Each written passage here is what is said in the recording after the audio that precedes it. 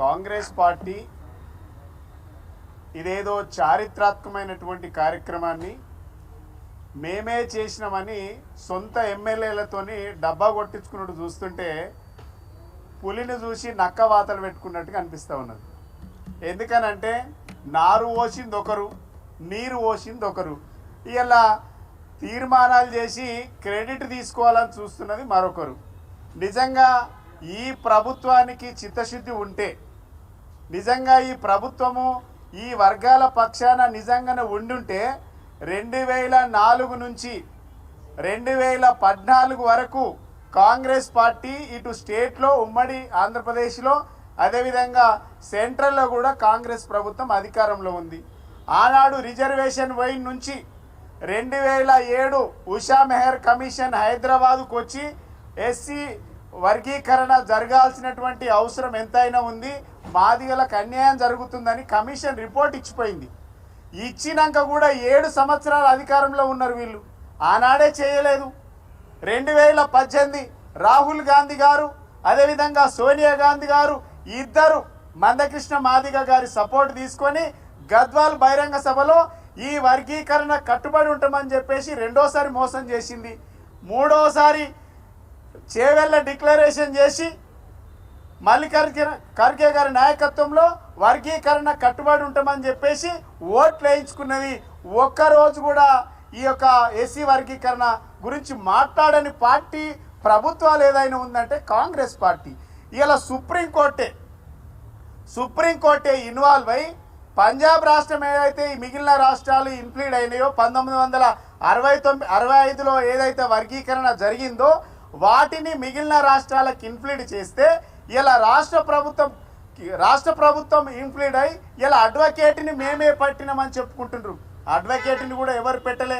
గత ప్రభుత్వం అడ్వకేట్ని పెట్టింది, అదే కొనసాగింపుగా జరిగింది తప్ప ఈ ప్రభుత్వం స్పెషల్గా వర్గీకరణ మీద దృష్టి పెట్టలేదు.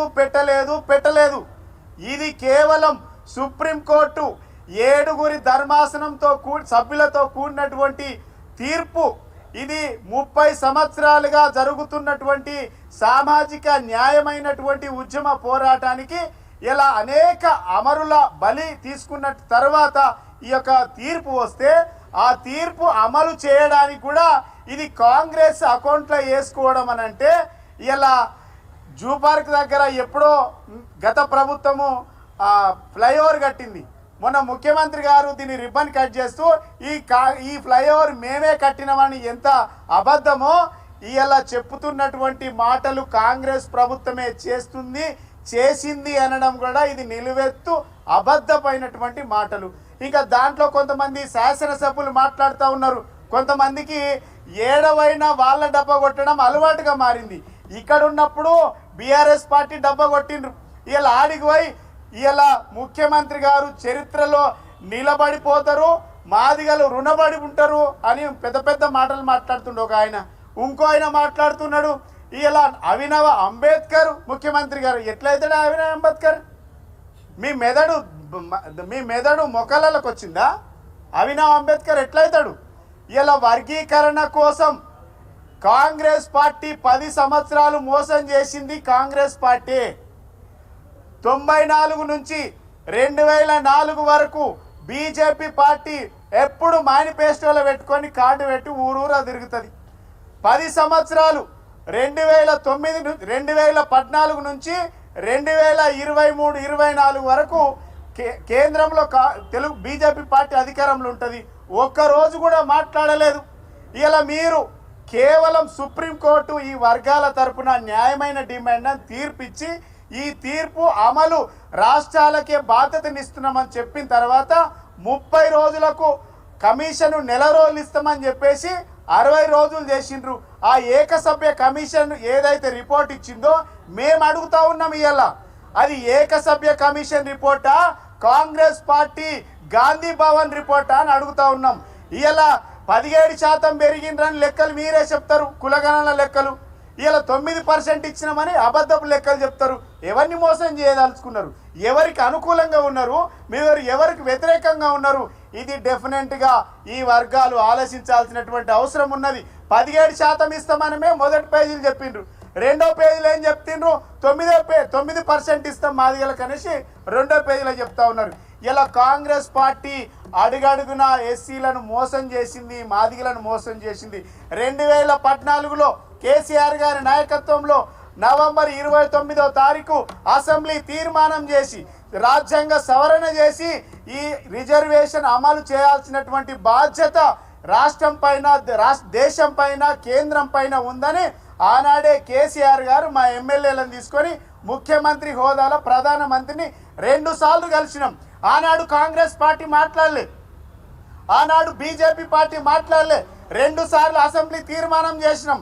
రాజ్యాంగ సవరణ చేసైనా సరే అని ముఖ్యమంత్రి హోదాలో కేసీఆర్ గారు మాట్లాడిన ఆనాడు. అదేవిధంగా జనాభా నిష్పత్తి ప్రకారం, జనాభా దమాష ప్రకారం రిజర్వేషన్ పెంచాల్సినటువంటి బాధ్యత ఉందనేది కూడా ఆనాడు మా నాయకుడు కేసీఆర్ గారు చెప్పిండ్రు. మీరెందుకు మాట్లాడలే?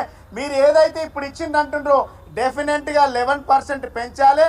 ఇది వచ్చేటువంటి స్థానిక సంస్థలు, ఎంపీ, ఎమ్మెల్యేల ఎన్నికలకు కూడా ఈ రిజర్వేషన్ తూచా తప్పకుండా పాటించాల్సినటువంటి అవసరం ఉందని కూడా తీర్మానం చేయాల్సినటువంటి అవసరం ఉంది. ఇంకోటి, కాంగ్రెస్ పార్టీ ఇలా చేవెళ్ళ డిక్లరేషన్ చేసింది. ఇలా మేము అడుగుతా ఉన్నాం, ఇలా చేవెళ్ళ డిక్లరేషన్లో అనేక హామీలు పెట్టింది. మీరు రిజర్వేషన్ దమాష ప్రకారం పెంచుతామని చెప్పింది. మీరు ఇక్కడ చేవెళ్ళ డిక్లరేషన్లు ఏం చెప్పిందంటే దమాషా నిష్పత్తి ప్రకారం మేము రిజర్వేషన్ పెంచుతాం, 18% పెంచుతామని చెప్పారు. ఇంట్లో మీరు ఇచ్చింది ఎంత? 15%, మాదిగలకు ఇచ్చింది 9%. అంటే ఇది మొదటిసారి మోసం. అంబేద్కర్ అభయహస్తం కింద 10 లక్షలు కేసీఆర్ ఇస్తేనే 12 లక్షలు ఇస్తా అన్నారు. అదొక మోసం జరిగింది. ఇంట్లో ఇప్పటి వరకు 12 లక్షలు ఎవరికి ఇవ్వలేదు. ప్రత్యేక రిజర్వేషన్లు ఏది ప్రభుత్వ ప్రొక్యూర్మెంటు మరియు అన్ని కాంట్రాక్టులలో ఎస్సీలకు 18%, ఎస్టీలకు 12% ఇస్తామని కాంగ్రెస్ పార్టీ అభయహస్తం మేనిఫెస్టోలో పెట్టింది. మరి ఎవరికి ఇవ్వలేదు ఇప్పటి వరకు. గత ప్రభుత్వం ఈ కాంట్రాక్టు టెండర్లలో 18%, అదే 18% ఈఎండి లేకుండా ఇచ్చినటువంటి, ఈఎండి లేకుండా 21% ఇచ్చినటువంటి చరిత్ర బీఆర్ఎస్ పార్టీది. ఇలా హెల్త్ డిపార్ట్మెంట్లో కూడా 16% కల్పించినటువంటి చరిత్ర మాకున్నది. ఇలా మీరు గిన్ని అబద్ధాలు చెప్పారు. ఇందిరమ్మ ఇల్లు ఇస్తామని చెప్పిండ్రు. మొన్న జనవరి 26 తారీఖు 4 సంక్షేమ పథకాలు ఇస్తామని చెప్పిండ్రు. ఈ కాంగ్రెస్ పార్టీని సూటిగా ప్రశ్నిస్తా ఉన్నా, 4 సంక్షేమ పథకాలు మీరు ఇస్తే దాంట్లో ఎస్సీల పర్సెంటేజ్ ఎంత ఇచ్చిండ్రో చెప్పాలి. 612 గ్రామాలకు మీరు ఇస్తామని చెప్పిండ్రు కదా. 612 గ్రామాలలో ఎన్ని గ్రామాలకు పోయినాయో తెలియదు సంక్షేమ పథకాలు. ఆ ఇచ్చినటువంటి గ్రామాలలో ఎస్సీలకు ఎంతమందికి ఇచ్చిండ్రో బహిర్గతం చేయాల్సినటువంటి అవసరం ఉంది. కాబట్టి అనేక ఇలా ఇందిరమ్మ ఇల్లు కట్టుకుంటే 6 లక్షలు ఇస్తామని చెప్పిండ్రు, ₹1 ఇయ్యలే. ఇలా గిన్ని మోసాలు చేసినటువంటి పార్టీ, గింత మోసాలు చేసినటువంటి పార్టీ ఆనాడు మీరు రిజర్వేషన్ చేయకపోగా వ్యతిరేకంగా మాట్లాడడం వల్ల ఎంఆర్పిఎస్కు సంబంధించినటువంటి ఉద్యమ నాయకులు గాంధీ భవన్ దగ్గర తగలబడిపోతుంటే పరామర్శించినటువంటి వాళ్ళను ఇలా అక్కడ ఉన్నటువంటి రాజకీయ బ్రోకర్స్, పొలిటికల్ బ్రోకర్స్ కొంతమంది ఇలా అసెంబ్లీలో పట్టుకొని అభినవ అంబేద్కర్ అని చాలా సిగ్గుచేటు. అదేవిధంగా ఇలా చరిత్రలో నిలబడిపోతారు. అదేవిధంగా ఇలా మాదిగలు మీకు రుణపడి ఉంటారంటే ఇంతకంటే దిగజారు రాజకీయాలు ఎవరు చేయలేరు. ఇది మాదిగల హక్కు. ఇదే ఎస్సీ